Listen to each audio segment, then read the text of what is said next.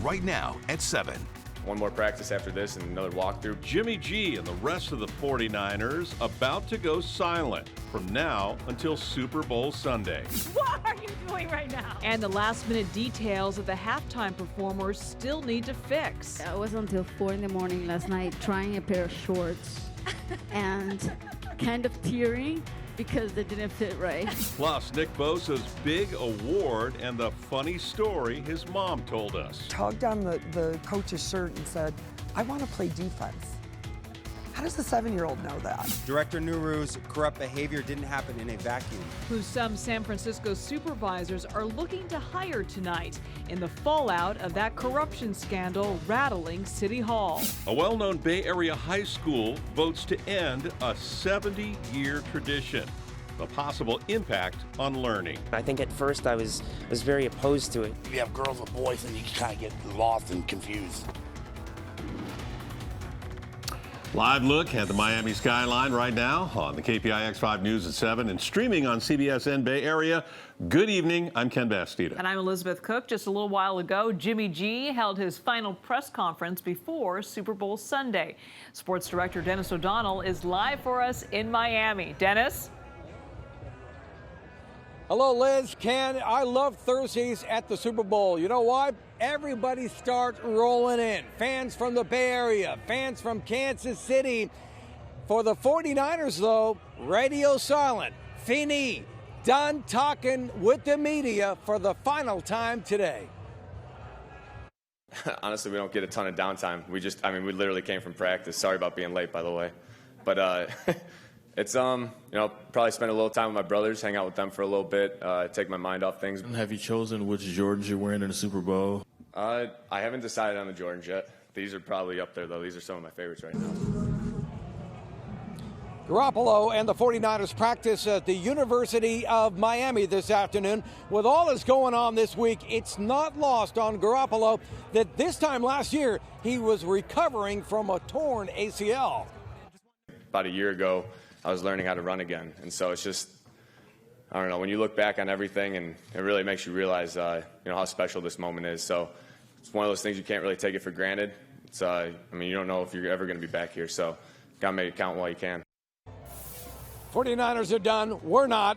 Coming up right after this newscast, KPIX Super Bowl special live from Miami at 7:30. Who's on our show tonight?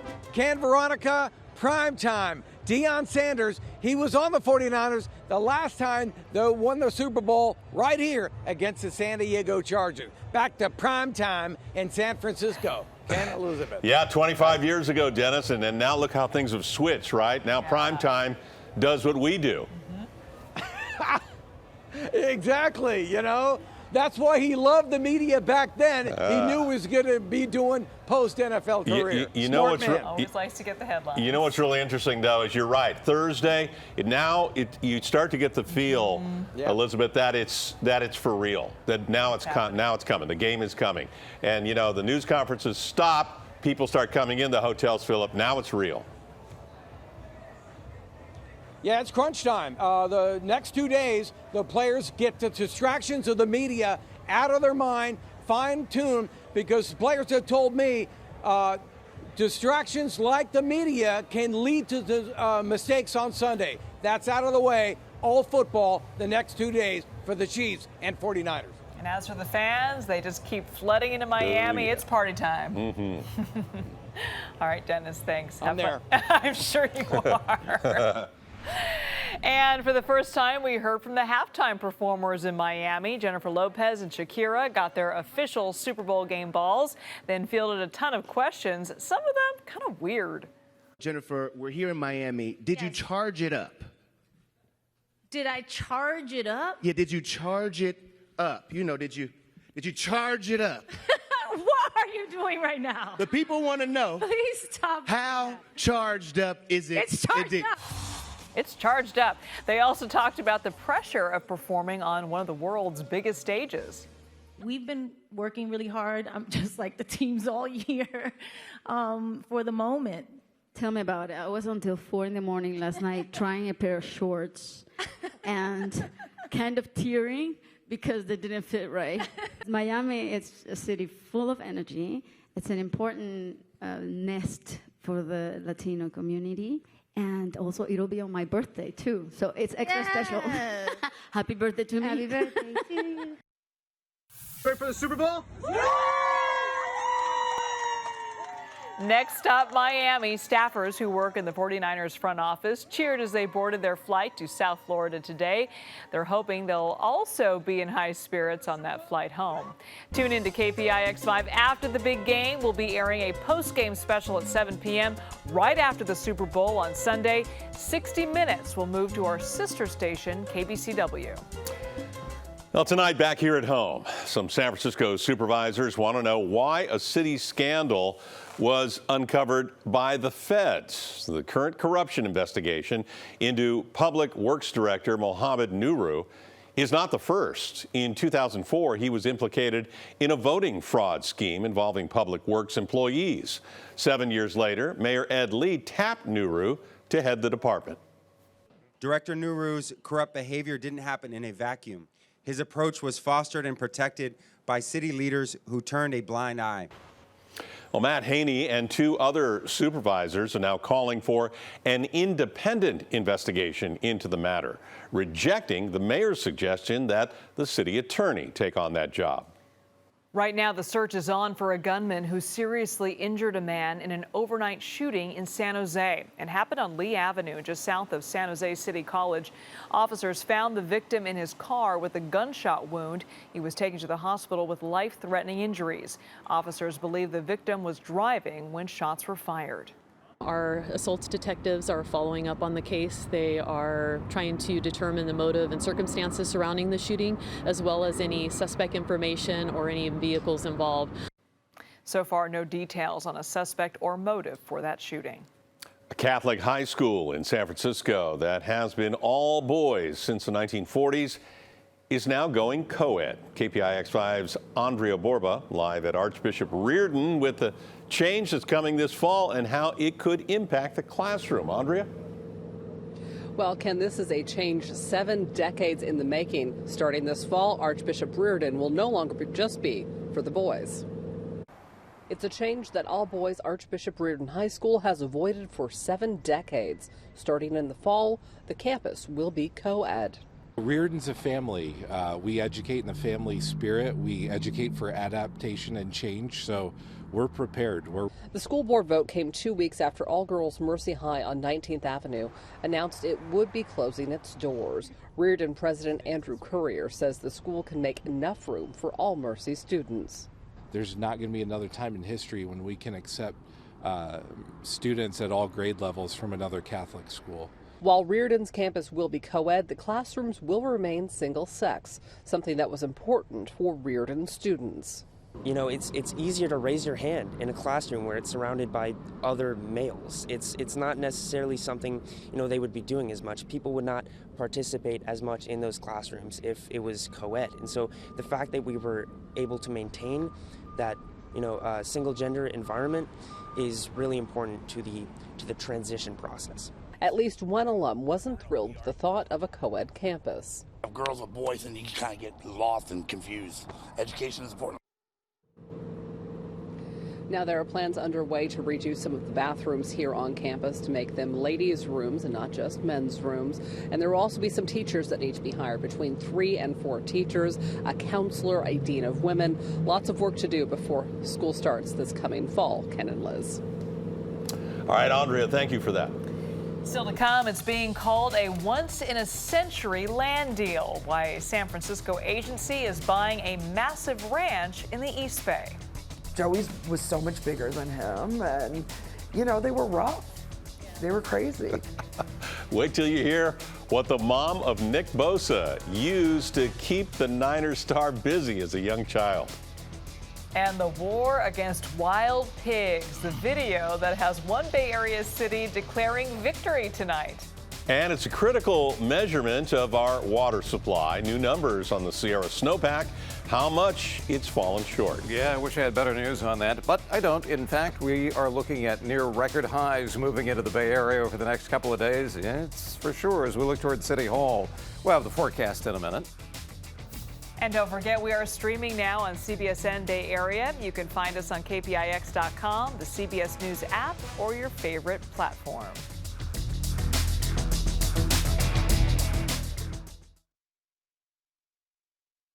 It is being called a once-in-a-century land deal in southern Alameda County. It used to be a cattle ranch, but the family who owned it for generations is ready to let it go. Wool Ranch spans nearly 800 acres near Milpitas. The San Francisco Public Utilities Commission bought it for $9.7 million and will protect the land from development. It says the sale will help ensure the quality of its source water. We provide water to 2.7 million customers in the Bay Area, and this land drains directly to Calaveras Reservoir, which is part of our water system. A dry January, and we're seeing it in the latest snow survey. The Sierra snowpack is slightly below average for this time of year. New measurements from the Department of Water Resources show the water content is at 72% of average statewide. That's down from 90% a month ago, but winter is not over just yet. Some of the challenges we're seeing have to deal a lot with climate change. We're seeing not normal conditions that we're used to seeing. We're seeing the snow line now rising a little bit higher up. We're seeing the runoff starting to run off earlier in the season compared to what we typically have. Varying conditions that we're not really used to seeing these days. What is normal anymore in California, really? I mean, we still have the fabulous February and the miracle March. Anything can happen. Very So good, don't panic. positive thinking. Yeah, Absolutely. don't panic. Yeah, we have Still had, have a way to not that I'm wishing this on us, but we've had flooding, as you remember, in March in Napa County. Reservoirs are full. Yeah, pretty so much. We'll see what We're happens. okay. Yeah, not that we want floods. We would prefer not to have it all at once. We're not going to get it all at once this week, that's for sure. As we have a look toward the city of San Francisco, this is from our camera that's affixed to Treasure Island, and here are the numbers. In Santa Rosa, all the way up to 72 degrees today. Rest pretty much in the mid-60s, and at Half Moon Bay, 58 degrees. Overnight lows, mid-40s to upper 40s. A little bit of fog forming, but not too bad. And here's what's happening. Double-barreled lows are out in the Pacific, but they are not making their way to our shoreline. They're being blocked by that fairly impressive high that has been sitting off of Vandenberg Air Force Base for what seems like forever, and it's kept us warm and dry, especially on the warm side. As we get into the weekend, last day of January will find us in the low 70s in the warmest spots. The first day of February will find us warm as well, but when we get into Sunday, this low plunges out of the Gulf, a pretty sharp trough, but it's too far inland and it's too dry to give us any rain. So it looks like Sunday you'll distinctly notice the temperatures is coming down on Sunday because it'll be not only cold, but it'll be windy. And it'll be right on the heels of a day where we had 70-degree temperatures. But that's in the future. For now, we're looking for a mostly clear night and patchy fog. It'll be fairly mild tomorrow and Saturday. Much colder and breezy, though, on Sunday, but dry. Forecast highs for Friday, looking like 69 in San Francisco, well above average for this time of the year.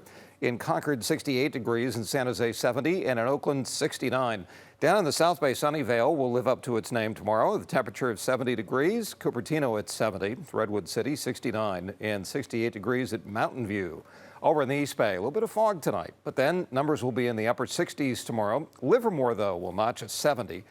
At Brentwood, we're looking for 67, and at Fairfield, 67 degrees. In the North Bay, it'll be nice tomorrow, and in some spots, downright warm. 71 degrees at Santa Rosa. In Petaluma, 71. And at Kentfield, 68 degrees. For Ukiah, we're in the 60-degree territory as well, with 69 there, and at Lakeport and at Clear Lake. And in the extended forecast, there's not a drop in sight. Cooler weather, yeah, on Sunday. It comes down into the upper 50s. And then we'll begin to warm it up again next week. By the way, forecast for the game, Sunday night in Miami, it'll be 68 degrees and mostly clear skies. So we keep desperately looking for rain and don't find a drop. Liz? All right, Brian, thank you. Well, here's what you missed if you're just getting home right now. Critical votes in the president's impeachment trial could go well into the night tomorrow. The Senate is expected to vote on whether to hear witnesses. Today, the president's legal team and House managers answered questions on the implications of having an impeachment trial during an election year. We should never even consider removing the name of a president from the ballot. Election intervention from foreign governments has been considered unacceptable and it should lead to the removal of President Donald John Trump. The State Department is now telling Americans not to travel to China. It comes after the World Health Organization today called the coronavirus outbreak a global health emergency. China has nearly 10,000 confirmed cases with a death toll of 213. Today, the U.S. reported its first case of person-to-person transmission. A man in Chicago was infected after his wife returned from Wuhan, China, where the epidemic began. Concerns over the coronavirus led to the cancellation of a Lunar New Year celebration in Palo Alto. It was supposed to happen this afternoon at a community center, but organizers from Avenidas, which runs events for seniors, decided to scrap the gathering. They say it is better to err on the side of caution. R. Kelly is facing new allegations from an ex-girlfriend who once defended him. 22-year-old Azriel Clary now claims their relationship was filled with abuse and that the singer controlled every aspect of her life. Kelly's lawyer denies those allegations. He beat me all over, which felt like hours, and I was whelped all the way from my neck down. I think a lot of women are ashamed or embarrassed to come out because of stuff like that, because it'll be incriminating them. City of Lafayette declaring victory in its war against wild pigs. New video showing 19 pigs walking right into a trap.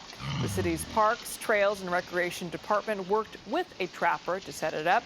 This after the wild boars caused $25,000 in damage to Lafayette's parks, schoolyards, and front lawns. Ken? Thanks, Elizabeth. Coming up next, the award picked up by 49ers defensive star Nick Bosa and what his mom is predicting about her nerves come Super Bowl Sunday. Plus, why voters in one Bay Area county are already able to cast their ballots. I think it's a symbol of how eager people are to have their voice heard.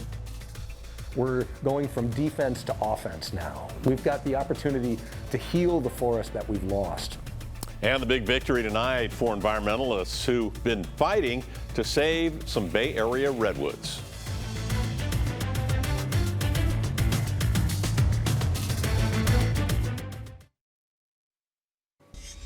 Well, one local county is getting a head start when it comes to voting in the primary. Voters in Solano County have been mailing in their ballots since last week. A new state law says counties don't have to wait for February 3rd to mail them out. So Solano County sent out 180,000 mail-in ballots last Wednesday and have already received about 5,000 back.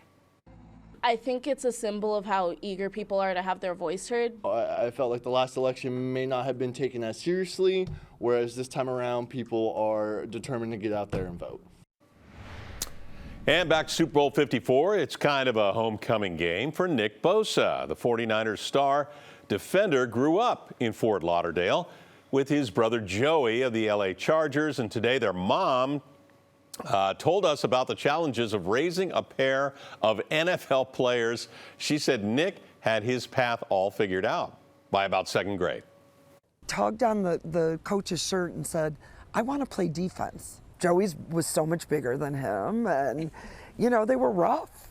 Yeah. They were crazy. When the kids were little, the trampoline was my savior, so I always had to say, you know, get outside, go on the trampoline. I can relate. Do you imagine what it was like in that house? As for her nerves during the Super Bowl, Cheryl says, quote, she will be a complete basket case. I want to know what her grocery bill was every week. Man. Can you imagine? Coming up next, the battle over Bay Area redwoods. And the winner is the environmentalists.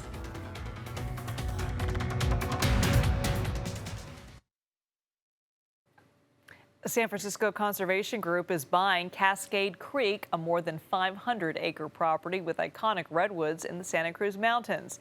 The Danville family that owns the property is selling the land to Save the Redwoods League for $9 million. As part of the agreement, no trees will ever be cut down. It is extraordinary. We're going from defense to offense now. We've got the opportunity to heal the forest that we've lost. Today, the league is launching an effort to raise $120 million to buy even more large plots of land for the conservation of redwoods. Well, thank you for watching tonight at 7 o'clock. The news continues streaming on CBSN Bay Area. And we'll be back here at 11 o'clock. Have a good night.